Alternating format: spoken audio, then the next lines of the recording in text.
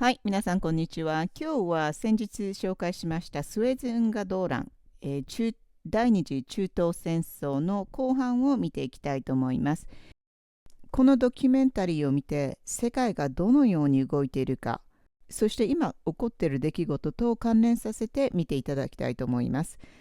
これからどの方向へ向かっているか、そして誰がこの戦争で富を得ようとしているのか、この腐った政治家たちによって苦しむのは私たち市民なので、水、食料、電気が遮断されたとしても、感情に惑わされず、私たちは備えていく必要があると思います。では見ていきましょう。In July 1956, Egyptian President Gamal Abdel Nasser announced the nationalization of the Suez Canal Company.Egyptians would take charge of this vital strategic waterway, connecting Europe to Asia, with immediate effect. Britain and France relied on the canal route for their vital supplies of Middle East oil, which fueled their economies. In their eyes, Nasser was a threat, a dictator intent on uniting the Arab world against them.Destroying their influence in the Middle East and North Africa, and using control of the canal as a weapon against them.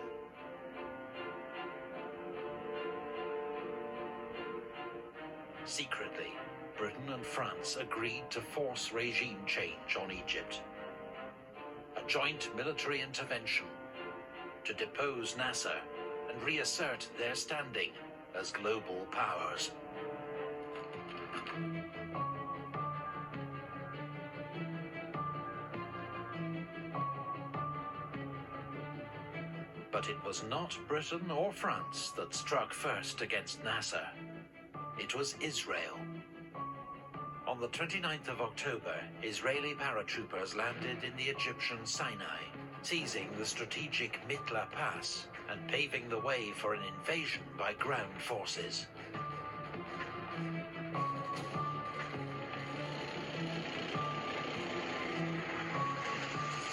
At the UN,Israel insisted it was acting in self-defense against raids by Palestinian fighters known as Fedayeen, operating from bases in Gaza and Sinai. It was determined to wipe out the bases in the Sinai wilderness from which murder and death and destruction are launched again. But there were no Fedayeen bases in Sinai. Britain and France, claiming to be acting on behalf of the international community, issued an ultimatum to both sides. Stop fighting within 12 hours and withdraw all forces 10 miles from the Suez Canal, or they would intervene to enforce compliance. Egypt was effectively being told to abandon the Sinai and the canal. Israel accepted the terms. Nasser refused.So on the 31st of October, British and French aircraft, taking off from carriers in the Mediterranean and bases in Cyprus and Malta, began bombing Egyptian airfields, air defenses and infrastructure.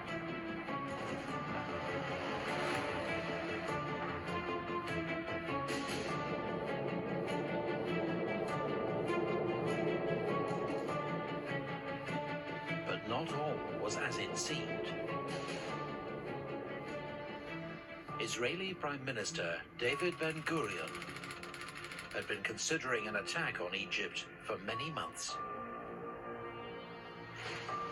He was encouraged by Moshe Dayan, the hawkish commander of Israel's armed forces. Nasser, like all leaders of Arab states, did not view the new Jewish state as legitimate.Now receiving modern weapons from Czechoslovakia, he was seen as a potential threat to Israel's survival. They were also determined to end Egypt's blockade of the Straits of Tiran, which prevented Israeli access to the Red Sea and limited opportunities for trade. France wanted to ally with the Israelis to get rid of Nasser, but British Prime Minister Sir Anthony Eden was anxious about being seen as the aggressor. So the French came up with an idea. At Sèvres, near Paris, representatives of Britain, France, and Israel met in secret to plan a war. Israel would invade Egypt, allowing Britain and France, posing as peacemakers, to issue an ultimatum they knew only Israel would accept. Then, claiming to be acting to safeguard the canal, they would invade Egypt and overthrow Nasser, though they had no real plan for what to do once he was gone. It would take years for the full details of this conspiracy to emerge.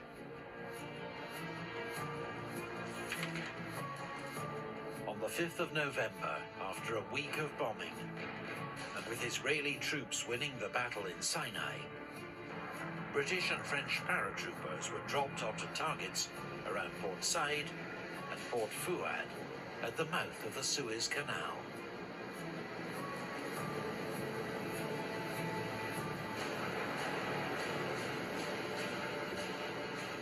Once on the ground, they quickly seized Egyptian airfields and key infrastructure.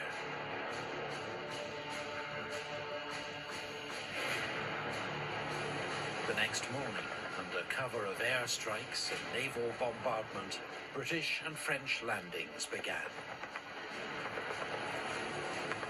Fierce street fighting raged throughout the day, but the Egyptians were massively outgunned, and it proved a one-sided contest.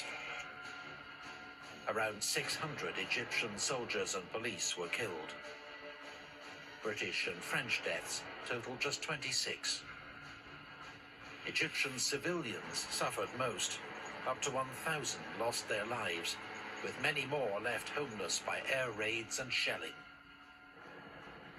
By the end of the day, the British and French were in control.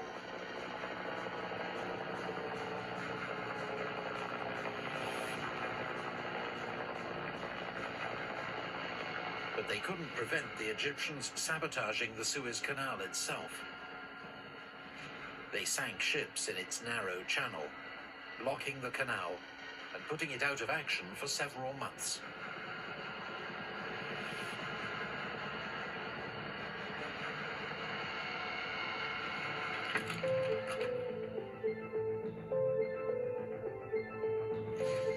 It wasn't hard to see that the British, French, and Israelis were working together.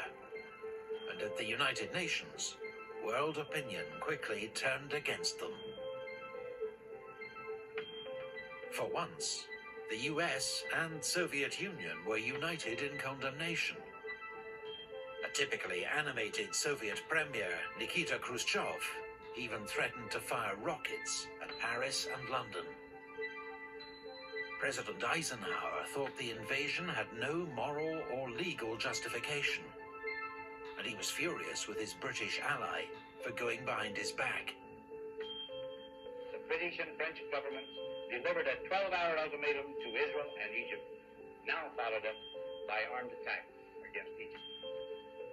The United States was not consulted in any way about any phase of these actions, nor were we informed of them in advance. As it is the manifest right of any of these nations to take such decisions and actions, it is likewise our right, if our judgment so dictates, for we do not accept the use of force as a wise or proper instrument for the settlement of international disputes. Eisenhower wanted international attention focused on Hungary, where Soviet troops were, at that moment, brutally crushing a popular uprising.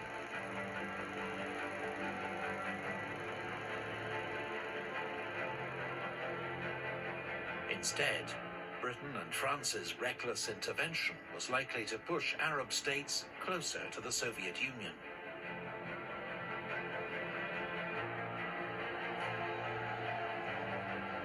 In the UN Security Council, Britain and France used their veto to block resolutions that criticized Israel's attack on Egypt, or their own intervention. But with both world superpowers condemning their attack, they now faced a vote in the General Assembly, and the threat of UN sanctions. Britain's economy had been fragile before the crisis began. Now, market fears caused the British currency to crash, threatening economic disaster.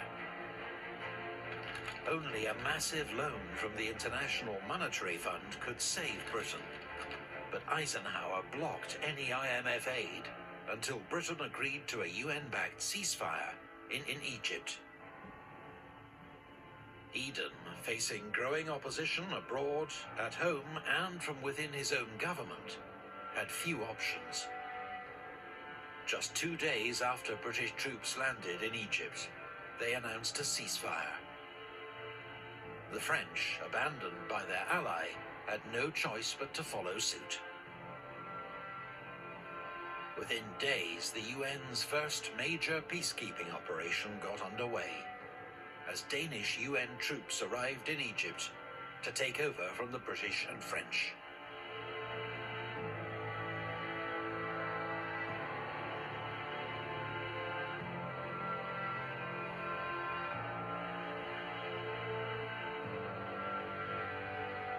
As they packed up and re-embarked on their landing ships to return home, it was officially job well done.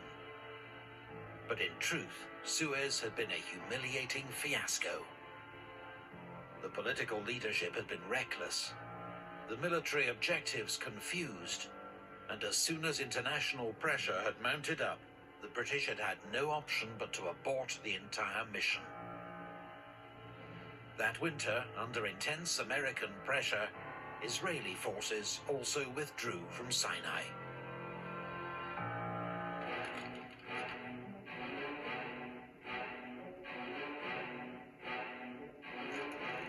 The Suez Crisis forced Britain and France to accept that they were now second-rank powers.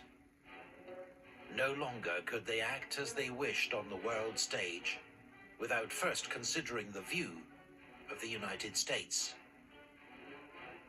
The lesson taken by the British was never again to jeopardize their so-called special relationship with America. For France, the lesson was that Britain and America were unreliable allies, and their interests were better served by closer ties within Europe.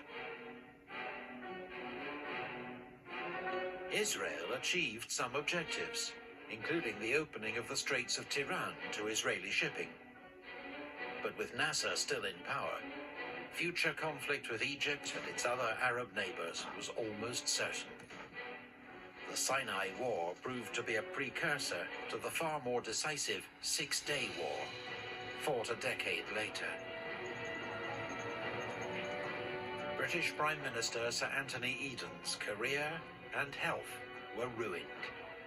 He resigned, but not before lying to Parliament about his knowledge of the secret deal with Israel. I wish my successor all good fortune, and Godspeed to you all. Goodbye. Thank you very much.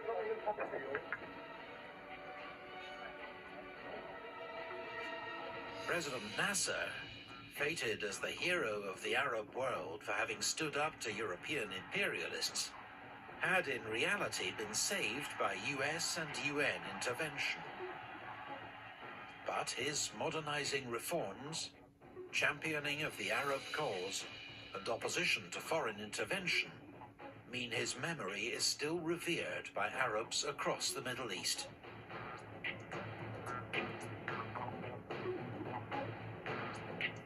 The impact of the Suez Crisis on America was perhaps the most far-reaching.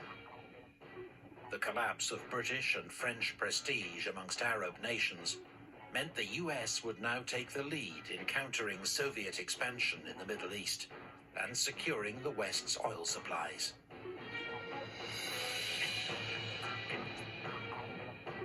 The Suez Crisis would accelerate US involvement in this volatile region. The consequences would stretch well into the 21st century.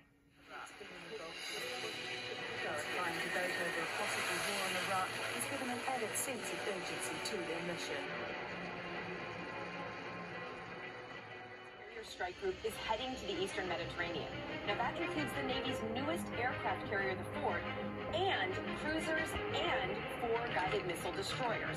Now these ships can launch missiles that can hit both targets on the land and be used for air defense.